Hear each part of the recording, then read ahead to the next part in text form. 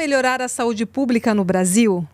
Essas e outras questões de interesse nacional você vai ver hoje aqui no Pode a Nossa Saúde, está imperdível. Olá pessoal, bem-vindos ao nosso podcast Pode a Nossa Saúde. Vocês já se inscreveram no nosso canal? Todas as quintas-feiras, às 20 horas, tem um episódio novo para vocês. Deixe seus comentários, se inscrevam, o que vocês gostariam de ouvir, o que vocês gostariam de assistir. Ative o sininho, dê suas sugestões também e compartilhe com seus amigos. Então não esqueça, todas as quintas-feiras, às 20 horas, no canal no YouTube. Ela é presidente do Instituto Investe Brasil, advogada, jornalista e publicitária. Já lançou mais de 3 livros e acaba de escrever mais um a pedido do embaixador dos Emirados Árabes, que vai ser lançado em novembro. Além de tudo isso, ela ainda é mãe de gêmeas e minha amiga. Bem-vinda, Priscila Menin. Era isso que eu ia falar. É claro. Faltou amiga. Faltou amiga. De muitos amiga anos. Da Renata, mais de 10 anos. Não é? Uma mulher competente, profissional, inteligente, atual. Então não poderia faltar aqui com a gente, né, Priscila?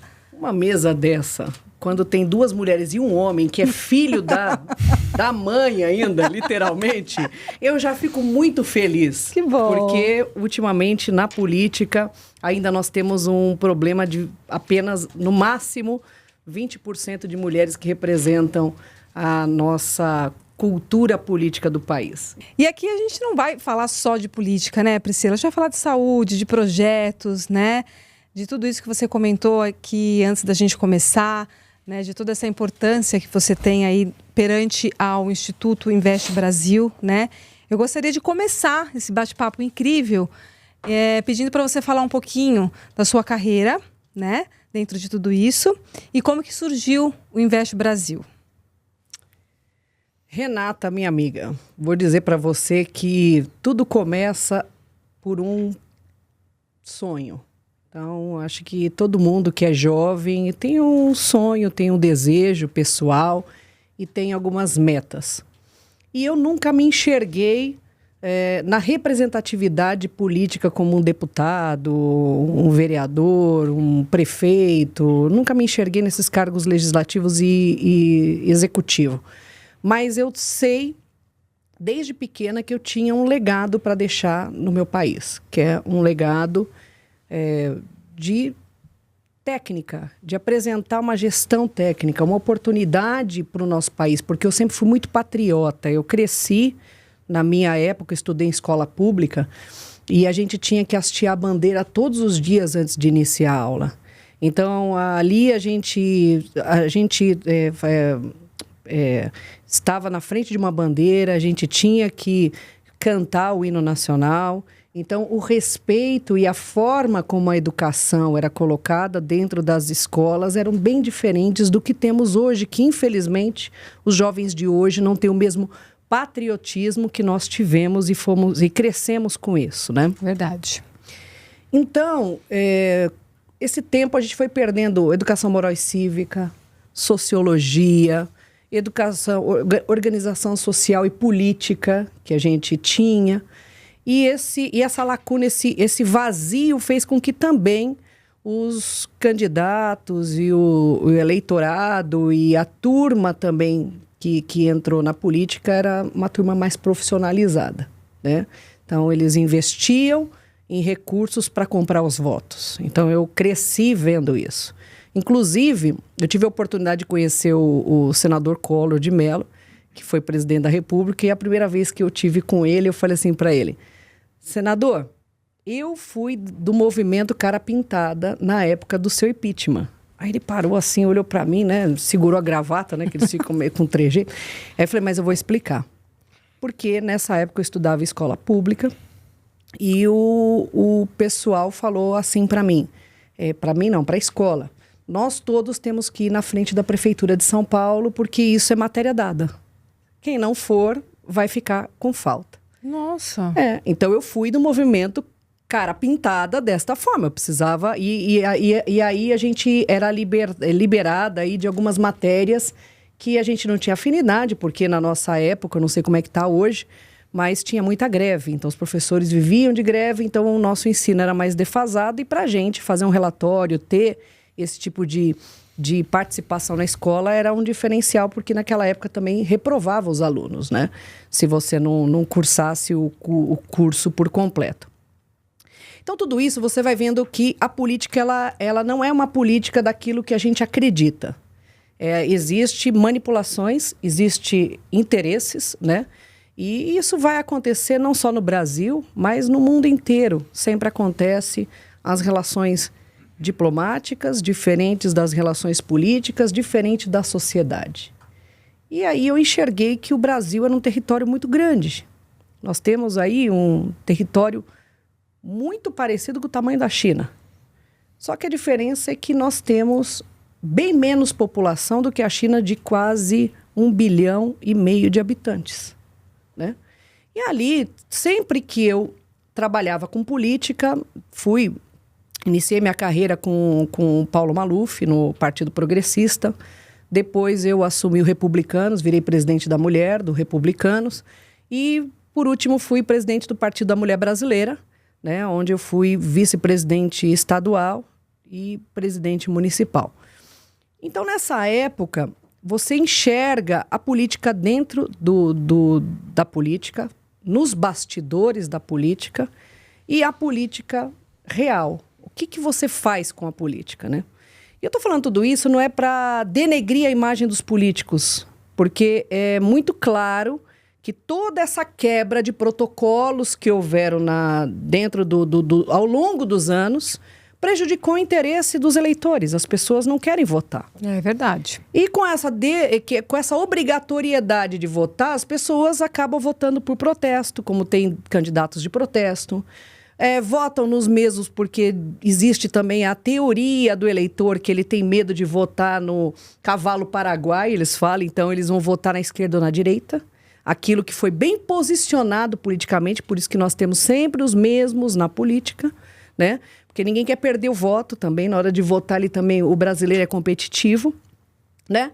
E aí, nessa lacuna toda, eu fui enxergando que o Brasil, ele é a representatividade do bioma do planeta.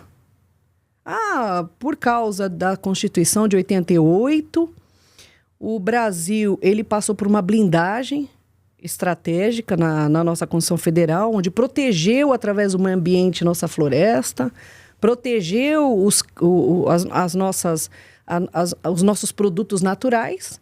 E hoje o Brasil é referência mundial de um ecossistema, de um bioma. Então, ali, eu passei a enxergar que nós tínhamos que criar um organismo privado com status de público que pudesse, de fato, criar gestão para esse país. Estruturar isso de forma técnica e passei a valorizar a política, sendo ela do jeito que ela acontece. Por quê? Porque nós temos o pluripartidarismo, nós somos democráticos no sistema. É diferente de outros países socialistas, que só tem um partido, no máximo 2. Então, esse pluripartidarismo nos permite a ter essa renovação. Só que eles não têm tempo, esses políticos, para fazerem gestão de ativos internacionais. Eles, às vezes, não têm conhecimento técnico para fazerem a gestão desses ativos internacionais. Eles não têm, às vezes, capacidade técnica para apresentar governança, compliance, estrutura financeira que já existe no mercado privado. Entendeu? Mas não é porque o político não consegue. É porque o nosso sistema é burocrático. Então, para você modernizar um sistema de tecnologia, tem licitação, tem todo um procedimento que a gente acaba, entendeu? Por essa democracia, a burocracia também existe. Então, a gente tem que criar e romper com esses problemas que nos países que são socialistas, eles rompem.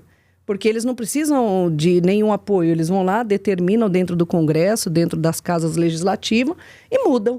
Na China, por exemplo, ninguém é dono das suas terras. As terras é da China. Então, se eles querem ali construir onde você mora um rio, e porque acharam uma fonte embaixo da tua casa, eles vão te desapropriar, te pagam o valor do imóvel e pronto. E você vai para outro estado. Simples assim, né? No Brasil, não.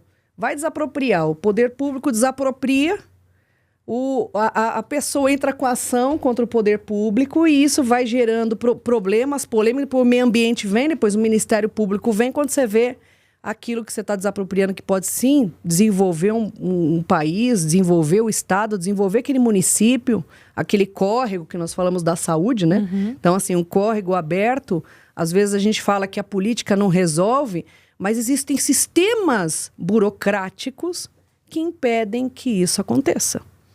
Então, o nosso objetivo do Investe Brasil é isso, é desburocratizar ações legislativas que tornam ineficaz o poder do investimento internacional para chegar no país. Muito bom, muito boa explicação. E às vezes as pessoas que estão assistindo em casa vão me perguntar ou vão pensar o que ela está falando de política no meio do Pode a Nossa Saúde. Mas saúde é política. A gente não consegue falar de saúde sem falar também um pouco de política, de programação, de estratégias, né, Priscila? E eu sei que o seu Investe Brasil, o seu instituto, você está à frente disso, também lida com a saúde, né? Então eu queria que você explicasse para a gente um pouquinho sobre as ODSs. O que são ODSs? Quais são as ODSs de saúde? O que impacta isso no nosso Brasil? O que pode ser feito com essas ODSs? É muito importante as pessoas saberem que existe isso, porque muitas pessoas não sabem, né? Isso. O Instituto Investe Brasil, ele nasceu em 2021. Nós fizemos 3 anos de existência, graças a Deus. Quando ele nasceu já com o DNA sustentável. Então, com o apoio inerente aos 17 Objetivos de Desenvolvimento Sustentável, que é a agenda proposta pela ONU e que ela segue esses trâmites até 2030. Que ela, teoricamente, tá, nós temos que realizar essas ações até 2030. Numa delas, existe a parte de igualdade entre homens e mulheres, existe a questão da saúde para todos, existe a questão da educação, mudanças climáticas, meio ambiente sustentável, desenvolvimento, habitação para todos. Então, é um programa social muito forte que contempla a saúde também como fator primordial. Então, nós, como Investe Brasil, até deixamos uma entrega para a saúde, que o nosso segundo Café no Senado, que a gente promove, cafés, que chama Café no Senado, é o tema, mas é uma espécie de uma audiência pública, onde a gente envolve senadores apartidários, suprapartidários, que têm interesse em desenvolver o seu estado. A gente convida também ministérios da pasta temática para estar conversando, sociedade civil organizada que trata desse tema, e aí a gente comenta sobre o assunto para amanhã gerar um relatório técnico para a gente apresentar até numa proposta de lei. E no nosso segundo Café no Senado, falava sobre a importância da saúde, né, e da modernização das leis através da medicina estética internacional. Incrível. E aí a gente também sempre chama embaixadores. Por quê? Para trazer os organismos internacionais para eles participarem dessas mudanças de lei que a gente quer. A gente propõe aquilo. Então, foi engraçado que estava o Rob Tully. Você conhece ele? Não. Não, você vai ter que entrevistá-lo. Porque, é mesmo? Não, ele é incrível. Eu vou te passar o contato dele depois. Tá. Mas o Rob Tully é um médico vascular, né? E aí ele faz a parte de hipotência sexual masculina. Tá. E ele foi... E aquilo é uma espécie de cirurgia plástica. Então, existe a reserva de mercado dentro da Sociedade Brasileira de Cirurgia Plástica. Então, esse era o tema da discussão também. Que um cirurgião vascular não poderia fazer uma cirurgia peniana porque ele teria impedimentos legais porque ele não era membro da Sociedade Brasileira de Cirurgia Plástica. Ah, tá. Entendi. E assim, daí a gente fala também outra polêmica que era sobre o dentista, né? Que é o odonto. Porque ele faz ali, durante 5 anos, toda a parte de rosto, face. E por que ele era impedido de fazer uma cirurgia de abano, orelha de abano e lábio leporino? Que nós temos aí um universo gigante de crianças que passam a sua infância com o lábio aberto, com um monte de problema de saúde, até de dicção, entendeu? Que isso é uma 17 ODS, entendeu? E que temos um monte de dentistas que poderia fazer depois uma pós-graduação na área, vai de lábio leporino, e acabar com essa fila gigante, com essa demanda reprimida do SUS, com o lábio aberto e a orelha de abano, que esteticamente e para outros fatores também de saúde, isso é fundamental para desenvolver. Então, todos os nossos temas de café, a gente usa os 17 Objetivos de Desenvolvimento Sustentável dentro do tema. A gente usa um fato polêmico, que foi a história do Rob Tully, que ele dá aula na Itália de pós-graduação, doutorado na medicina de cirurgia plástica, e no Brasil ele é impedido. Mas dentro do foco reconstrução peniana.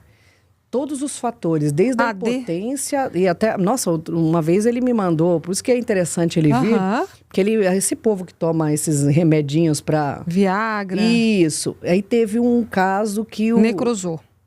Exatamente. Então ele mostra as fotos de necrose, é uma coisa absurda. Eu falei, não, é um negócio absurdo que ele mostra. E aí tem que reconstituir tudo, do zero, né? E um cirurgião plástico, muitas vezes, não fez aquela... Não é especialista naquilo. Então, essa pessoa, ela passa por problemas. Então, assim... E aí, o embaixador da Índia estava presente e falou que na Índia, que também tem mais de 1 bilhão de habitantes, pelo menos 100 milhões de habitantes saem da Índia para fazer cirurgia estética. Que loucura! É um Brasil, praticamente.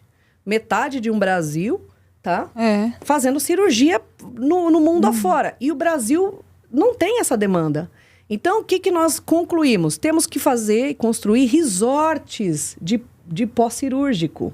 Porque o Brasil é referência mundial da estética. Então, os brasileiros cirurgiões, eles acabam indo para fora. Então, eles vão para Miami, vão para outros países para trabalhar, porque lá tem infraestrutura para receber a demanda da estética que aqui não tem. Incrível. Então, você vê como que a política, ela é importante e fundamental para o processo de desenvolvimento da saúde estética, da saúde de uma criança, de um jovem que vai chegar à vida adulta. E o mais importante também é a gente falar da medicina preventiva. Ah, incrível. Que, para mim, isso para mim é uma dos modelos de referência que eu vou bater como meta para a gente estabelecer no nosso país. Porque não adianta a gente trabalhar só com a indústria farmacêutica e... Só com a curativa. Com a curativa. Né? Que é o Brasil. Então, até o doutor comentou, que eu achei interessante quando ele fala das enzimas.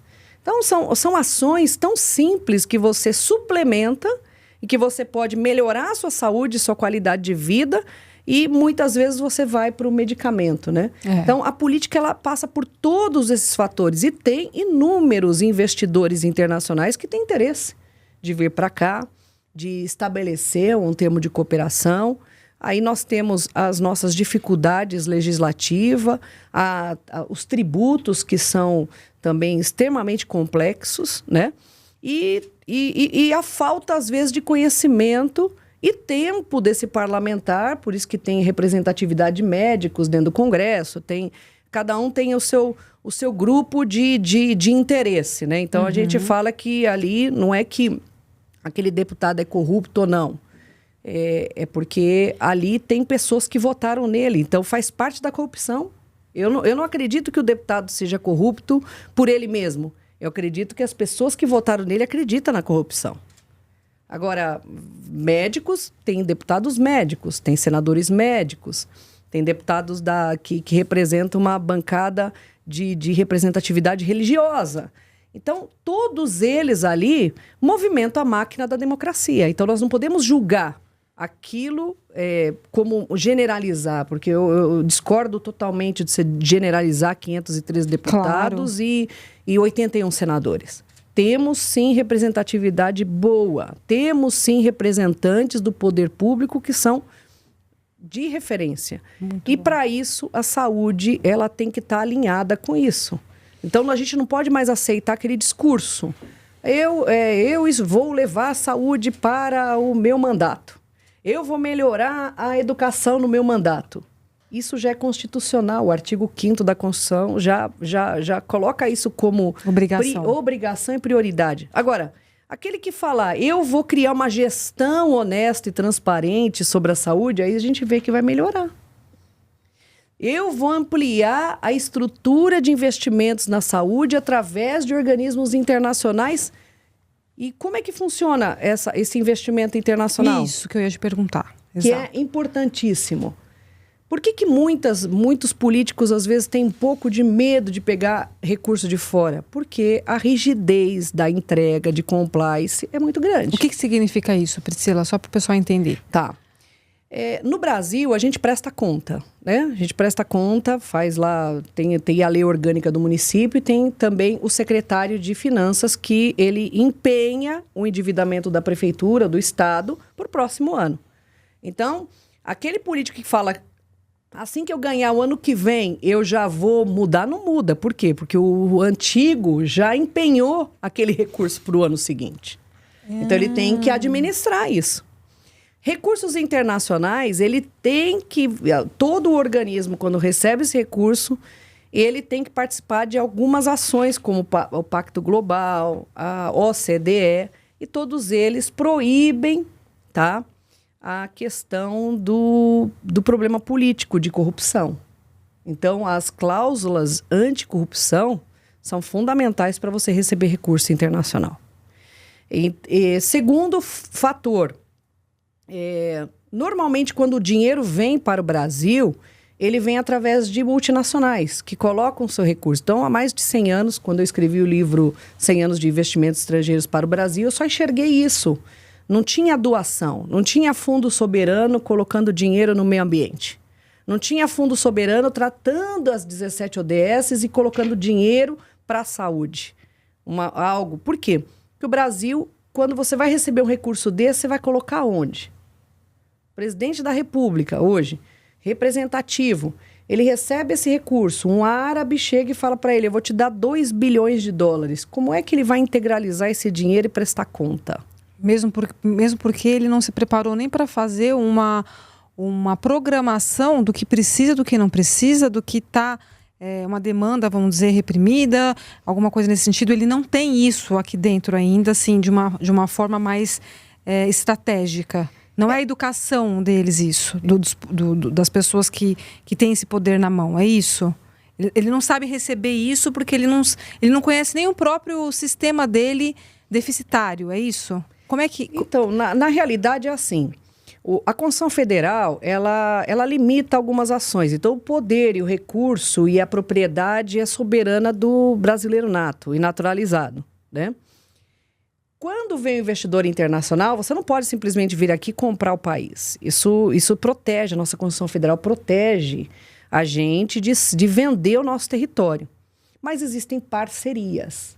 Então, normalmente esses organismos internacionais, quando colocam dinheiro no Brasil, eles vêm com uma contrapartida. Eles compram uma parte, a outra parte tem que ser brasileira. Mas... quando você vai receber uma doação de fundo soberano, por exemplo, são relações entre países. O Banco Central ele não pode receber, ele é um organismo independente. Mas vamos colocar na conta do governo. Conta de quem? Do Ministério da Economia? Quem vai fazer a gestão desse recurso? Quem que vai apresentar esse resultado? Quem é que vai montar o projeto? Olha como já fica mais complexo.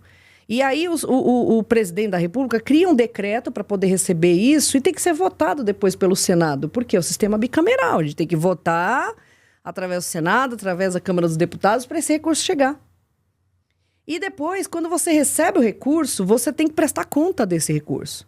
Por exemplo, países árabes têm ainda a lei da Sharia.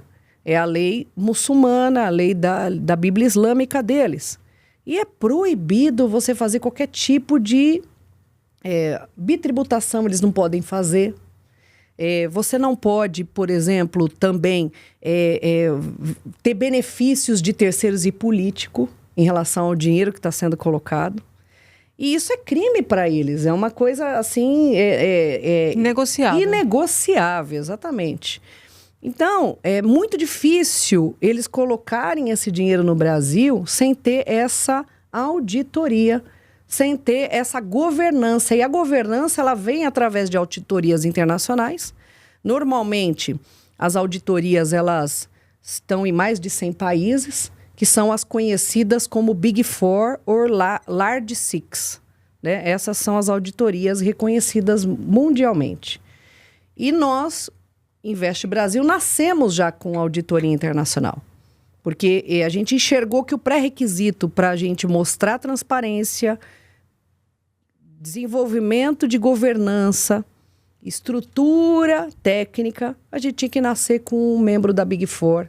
E aí nós nascemos com o pessoal da Deloitte, na época, HLB Internacional. Eles que ajudaram a gente a montar o estatuto. E hoje nós estamos com a gestão da Grant Thornton. Eles é que estruturam para a gente essa pauta técnica, onde a gente também apresenta para esses organismos internacionais a taxa do retorno de investimento, a segurança jurídica, como que ele vai ganhar, como que vai ser o retorno dessas finanças, mesmo tratando de uma infraestrutura para o país, mesmo tratando de hospitais públicos como o SUS, modernização das ações. Então, o Invest Brasil é como se fosse um facilitador de todo esse processo, de toda essa operacionalização. É isso? Que o Brasil... É isso que a gente pode entender de uma forma mais leiga? Porque é difícil entender isso. É difícil, eu estava aqui pensando também. Você falando, eu estou pensando, estou colocando todos os meus honorários para funcionar. Estou tentando entender mais ou menos assim. Você tem uma certa empresa, e aí você recebe de fora o dinheiro que vem de fora e você consegue injetar esse dinheiro em determinados... Público e privado. Público e privado que comprovadamente estão ali para aquilo. Aí você presta contas e tem toda a parte de gestão disso e aonde aplicar melhor, o que volta para eles, qual que é o investimento. Tudo isso é a Invest Brasil que está à frente disso. Isso. Para tratar a segurança jurídica e a segurança política do país, eu que fui autora da lei, eu que escrevi... autor da lei é um senador, que foi o senador Isalci Lucas. Mas eu fui a pessoa que expressou a ideia para o senador, e o senador comprou a ideia do Senado e fez a votação. Então, eu fui a responsável para criar esse organismo. Por quê? Hoje nós temos a Apex, que é uma entidade de exportação, que ela faz parte do Sistema S e que ela está interligada ao Ministério da Indústria e já foi uma época do Itamaraty. Ela promove empresas brasileiras lá fora. Tá. Mas o inverso, nós não temos nenhum organismo que faz o inverso, que é promover lá fora para o Brasil, trazer investimentos. Nós não temos nenhum organismo que faz isso. Por quê? Porque não é constitucional. Então, as pessoas teriam que montar uma lei. Ah, tá. Entendeu? Ou alterar a Constituição. Ou mexer nos organismos existentes e mudar. E o sistema E assim, não é que não vai acontecer, porque é muito rápido. Um mandato de 4 anos passa. A gente se conhece há mais de 10. E você até falou assim, a gente se conhece há quanto tempo? 5, 6. Por quê? Porque passa rápido. Quando você vê, é uma década que já foi. Então, o que eu enxerguei ali? Falei, peraí, nós precisamos ter uma gestão de ativos internacionais. Com taxa de retorno de investimento, devolução, prestação de contas, trabalhar a política da transparência e mostrar para esses investidores internacionais que o Brasil é sério. Entendeu? Que o país tem condições de desenvolver, que o país tem ações de incentivo para qualquer tipo de desenvolvimento nas nossas estratégias. E muito fácil. Quando eu falei inicialmente que o território brasileiro era grande como a China, e eu falei que nós temos 1 bilhão, a China tem mais de 1 bilhão de habitantes e a gente tem muito menos do que isso, a gente não representa nem 20% dessa quantidade. Então é fácil você montar uma gestão no país, desde que você crie gestões de 27 estados, porque a gente tem 27 estados, com mais o Distrito Federal, entendeu? Então você tem que trabalhar por estratégias de segmento.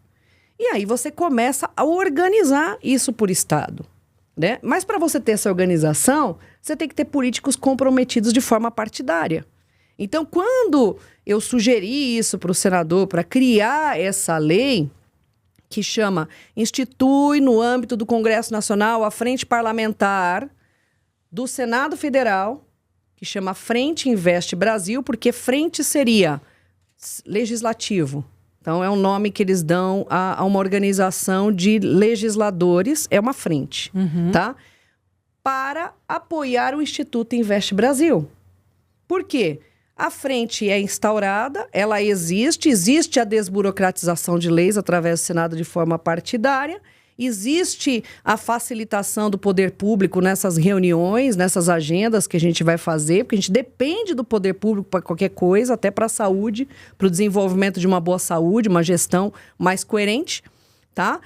Mas quem é que vai cuidar da secretaria executiva dessas ações? Se o poder público está super atarefado com um monte de ações? O Instituto Invest Brasil. Incrível. Então, quando eu coloquei isso, eles falaram, legal, então nós vamos ter uma frente.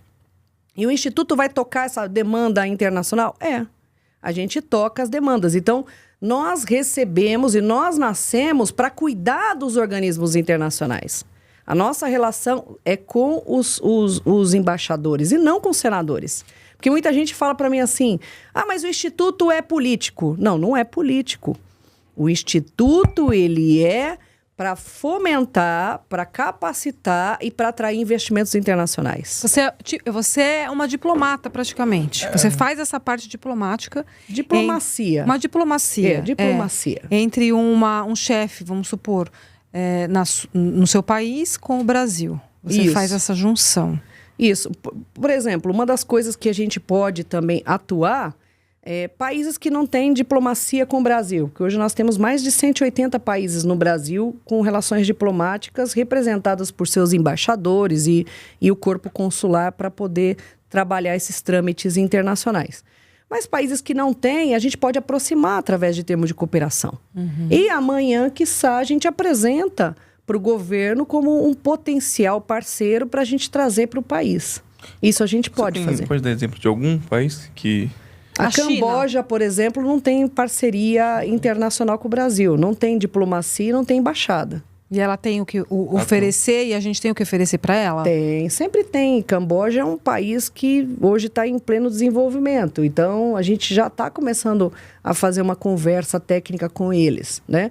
A China tem relações diplomáticas. Nós temos a Embaixada da China, temos vários corpos consulares no Brasil inteiro.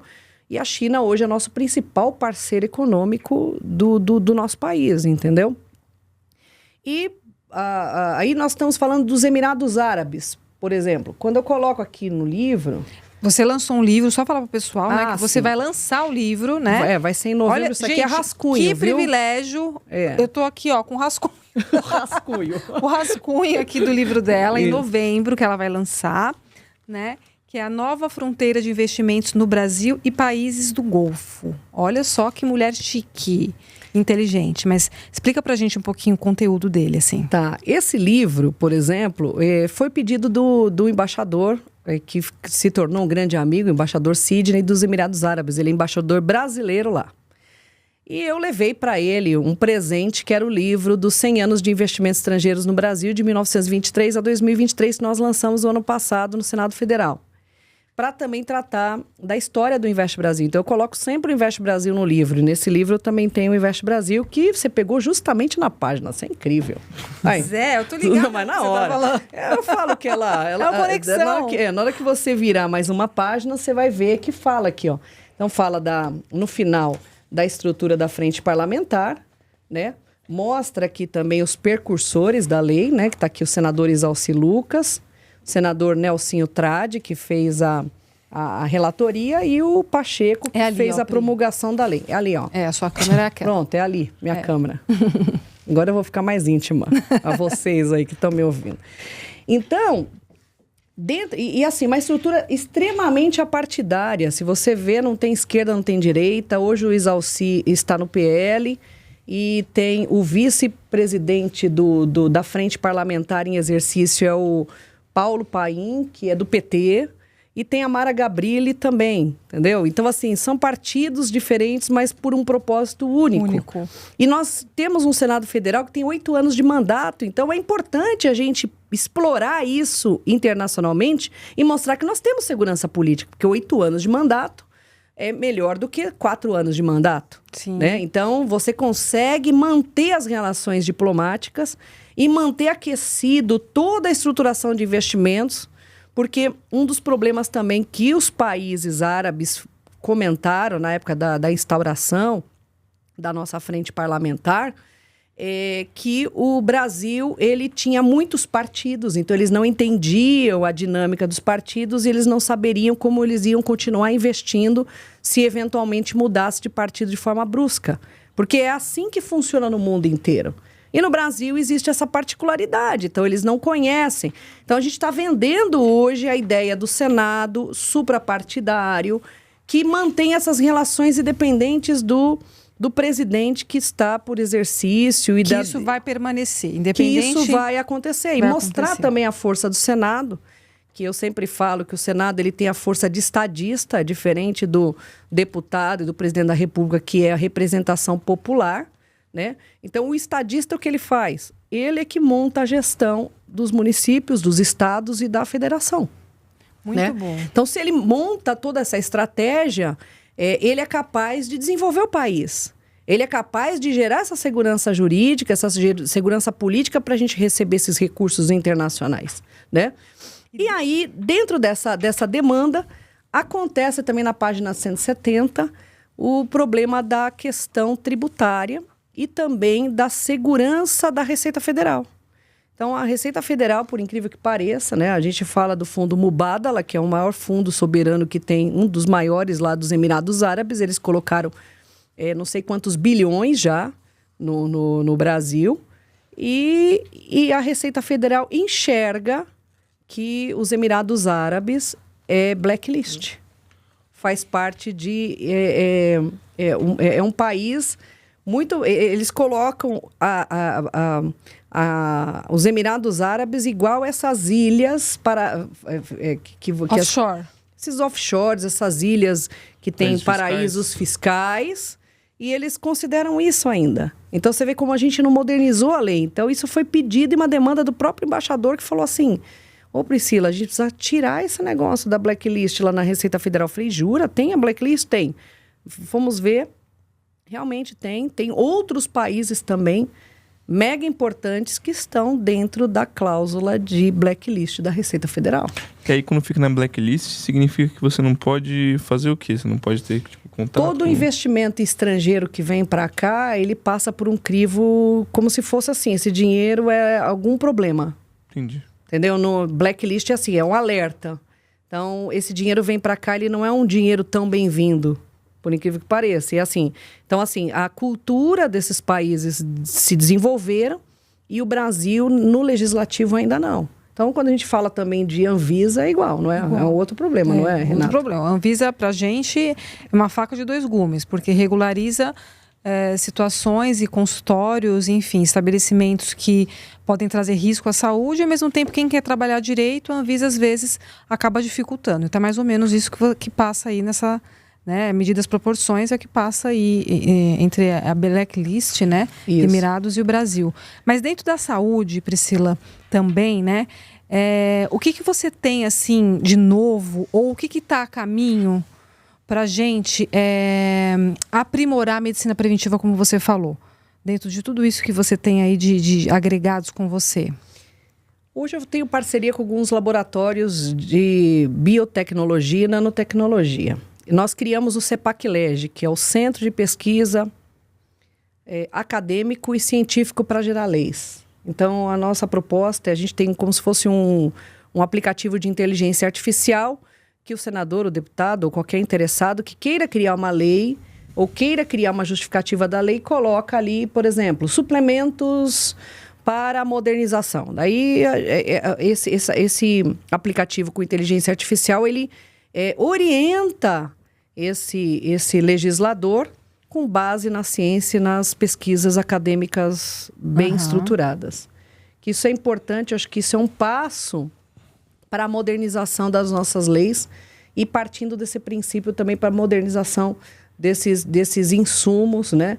A discussão, inclusive, até do cannabis, que é extremamente polêmico, né? Que eu tive um café uma vez no Senado falando sobre o cannabis, que foi entendido ali? Que existe O nosso corpo humano tem um sistema endocannabinoides, eu nunca ouvi falar nisso.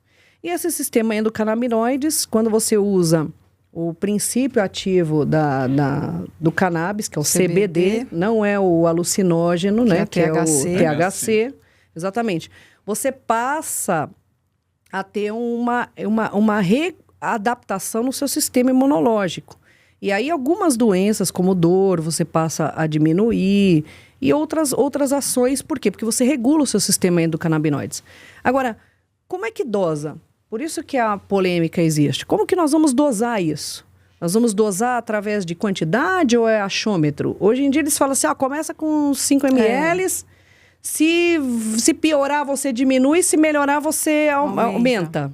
É assim, entendeu? Aí, o que aconteceu? Eu também vou te indicar depois também um cientista, uma pessoa de Israel, super inteligente, que ele desenvolveu essa questão da dosagem, que seria a aplicação do DNA das pessoas. Através do DNA, você consegue saber quais são as propensões, alergias que a pessoa tem, e aí ela consegue dosar o medicamento e usar aquilo, né? Muito bom. Interessante. Então, assim, isso é uma modernidade que a gente traz para a saúde.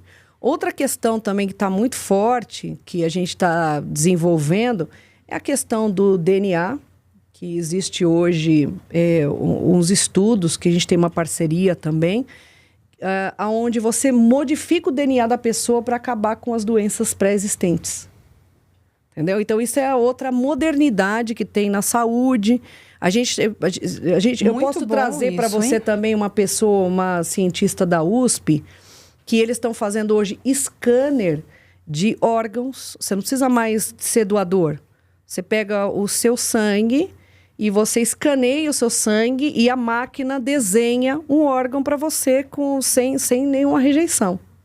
E o que acontece no Brasil? Muitas vezes eles usam para poder antecipar a questão das pesquisas e as burocracias, eles usam na medicina veterinária primeiro. Depois, aí quando é consagrado na veterinária, aí você consegue vir para a medicina humana de forma mais rápida. E aí eu vou te apresentar uma pessoa da USP, que é veterinária há mais de 40 anos, que ela se aposentou lá na USP, hoje ela está numa outra universidade, e ela pode explicar tudo de scanner para você, falar desse scanner que foi feito do coração, de uma estudiosa americana que ela estava com problema de até mortes do órgão dela, e ela fez o scanner para ela sobreviver, e ela sobreviveu. Que incrível! Do próprio coração dela. Então, assim, é uma referência mundial. Que a gente não tem... Que as pessoas, assim, que não são da área, não têm acesso. Né? Sim. Fica tudo muito fechado, né? Fica muito monopolizado isso, né? E o mais interessante é quando a gente fala de política, aí é que tá. Quando você está dentro do organismo política, você acaba tendo acesso a todas essas informações. Por isso que ela é fundamental para a existência do país. Por isso que é importante a gente enxergar a política de forma séria. Por isso que você está aqui. Porque eu quis que você viesse, porque você é uma pessoa séria, você leva a política de uma forma séria, você está à frente de projetos sérios, né? Sim. Faz aí parcerias, mas participa de uniões onde vai se levar, como você falou no início, propósitos, onde a gente vai chegar a propósitos. Então, você não está aqui simplesmente aleatoriamente falando de política. Nós estamos aqui falando de saúde, política e mostrando que a política pode sim ser séria e as pessoas precisam desmistificar isso, né? Sim. E tem pessoas boas na política fazendo o sério, fazendo o certo. E tentando o quê? Abrir fronteiras, né? Expandir consciência para que tudo mude, né? Sim. Porque tudo muda e a política e a Constituição e a forma de ver tem que ficar da mesma forma, né? Se traz benefícios. Achei legal o jeito que ela está abordando. E qualquer empresa pode participar do Invest Brasil? Como é que funciona? Qualquer empresa pode participar, desde que ela seja idônea. A gente faz aí um compliance com requinte de crueldade. Porque a maioria das empresas que querem entrar no Instituto, que tem um elo público, às vezes é interesse escuso. Então, a gente faz um crivo extremamente técnico para que nós não possamos correr o mesmo risco que correm hoje as autoridades, infelizmente, né? Então, uma vez até teve uma pessoa que falou para mim assim, eu gostaria de marcar uma audiência com o senador fulano de tal. Aí eu falei assim, mas me passa a pauta técnica. Não, mas se eu ligar lá, ele vai atender. Eu falei, então tudo bem, liga lá que ele vai te atender. Agora, se eu agendar, é porque você já passou pelo crivo do compliance e eu sei que você é um cara sério. Qualquer um pode atender e passar por uma autoridade, fazer uma reunião técnica. Agora, quando a gente passa com transparência. Então, uma vez mesmo, a gente estava numa negociação, numa conversa informal com um país árabe, que faz parte do Conselho do Golfo. Ele queria tratar de um assunto de energia. E ele ficou assim, super entusiasmado, porque nós não entregamos para ele o que todo mundo entrega. Aquilo que não vai entregar. Né? Um projeto que não vai entregar. Né?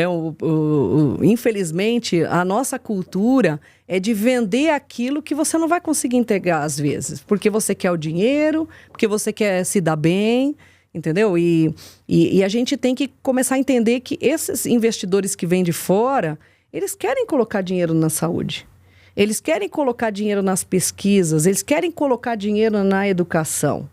Mas como que você vai embrulhar o presente para entregar para eles comprarem isso para você? Como é que você vai mostrar que você está investindo no sistema público, esse dinheiro ele não vai ter outra finalidade a não ser aquela finalidade específica que foi contemplada através de um termo de cooperação técnica? Então, essa é a nossa função, que não existia no país.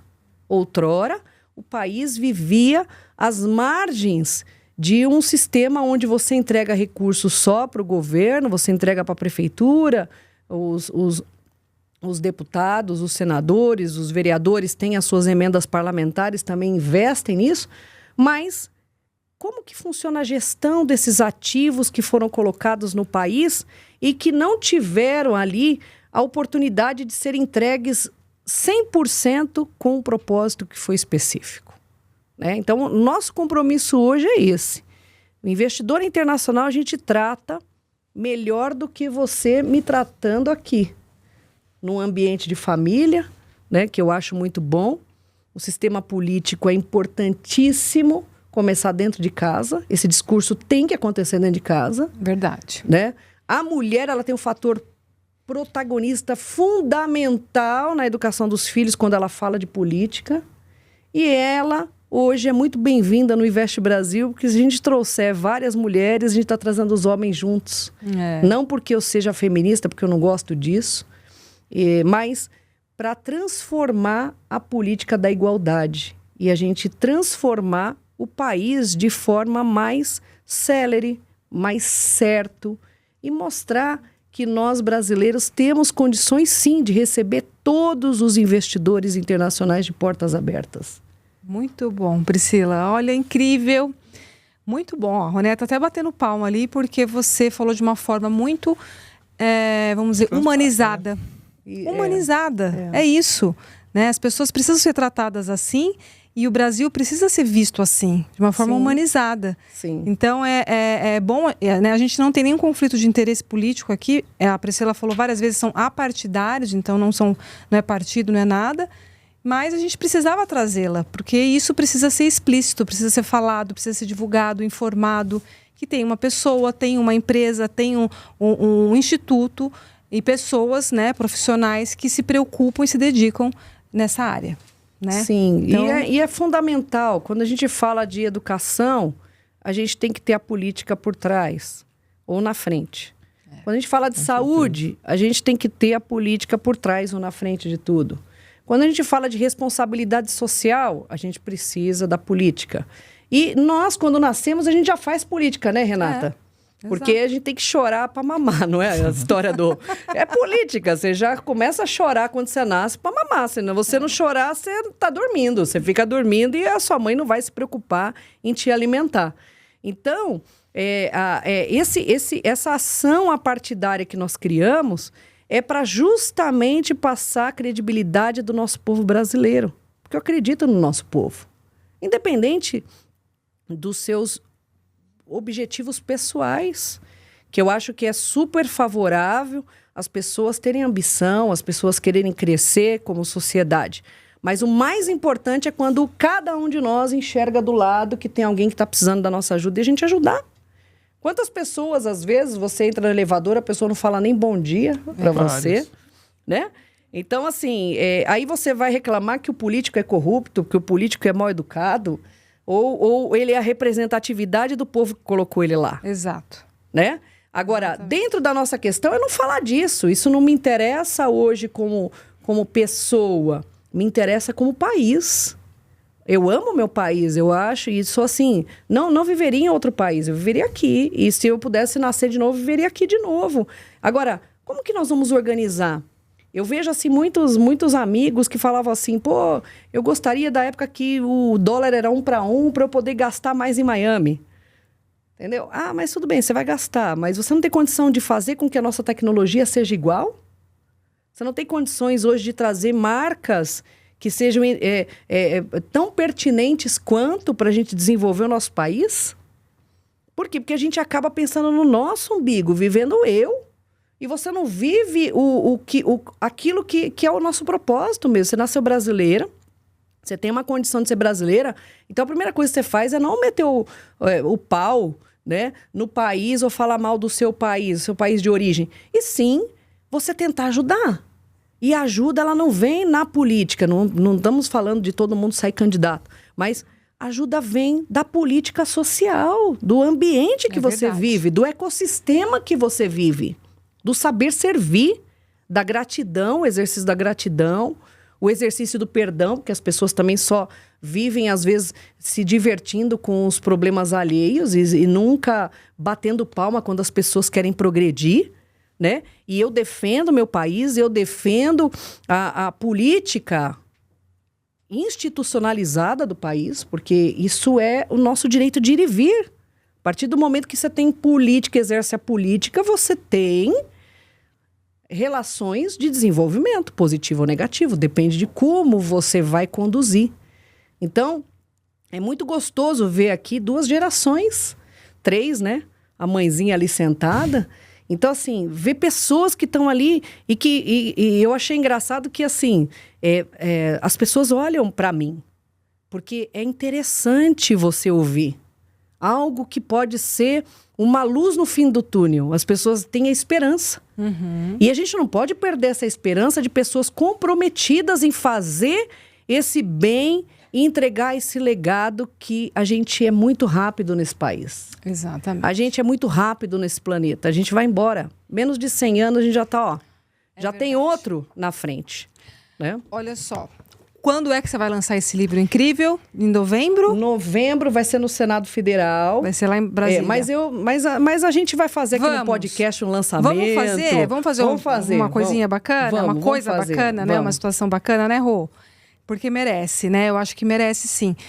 Aí, o mais engraçado é que quando eu fui entregar pro embaixador Ibrahim, ó, agradeço pela oportunidade, você é uma pessoa incrível, um embaixador decano dos 22 países de língua árabe.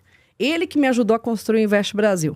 Aí eu levei o livro para ele e falei, o senhor que é decano, eu quero que o senhor escreva sobre os comentários, até contando da história sua, da participação da criação do Invest Brasil, porque ele cedeu a residência dele e colocou vários países árabes para poder conversar com a gente dos problemas, para a gente colocar isso no nosso instituto, né? E ele é o embaixador da Palestina. Então, o mais interessante é o seguinte... Ele olhou para mim e falou assim, Priscila, esse livro aí tá falando só de 6 países do petróleo. Você tinha que falar dos 22 países. Eu falei assim, Ele falou, o Sudão coloca mais dinheiro do que os árabes. Esses caras não colocam dinheiro, não. Aí eu falei assim, tá bom, embaixador. Eu vou escrever um próximo livro, que é o que eu já estou escrevendo. Embaixador, já escrevi mais de 50 páginas. Essa mulher é incrível, gente. Que é os aspectos econômicos e culturais dos 22 países de língua árabe com o Brasil. Porque a gente fala do Líbano. O Líbano tem mais libanês no Brasil do que no próprio Líbano. Então, são ações culturais que o mundo árabe já tem como referência no nosso país. e que muitas vezes a gente também não tem essa relação. Então, estou escrevendo, mas na próxima a gente vai escrever sobre saúde. Perfeito. Vamos fazer Vou cobrar. Vamos trabalhar. Porque eu adoro escrever. Escrever faz parte da nossa vida e faz parte de mais um legado que a gente deixa. Muito. E você viu, ó, tudo verde, patriota aqui, saúde. Então tem tudo a ver com o nosso Brasil verde, aqui, né? Amazônia, pulmão, não é? oxigênio.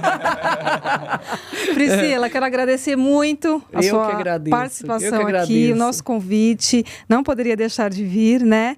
E vamos sim falar sobre o livro mais pra frente. E quer deixar algum recadinho, a sua rede social para o pessoal entender um pouco do seu trabalho? Ou você não divulga muito nas suas redes sociais? Divulga mais no Investe Brasil?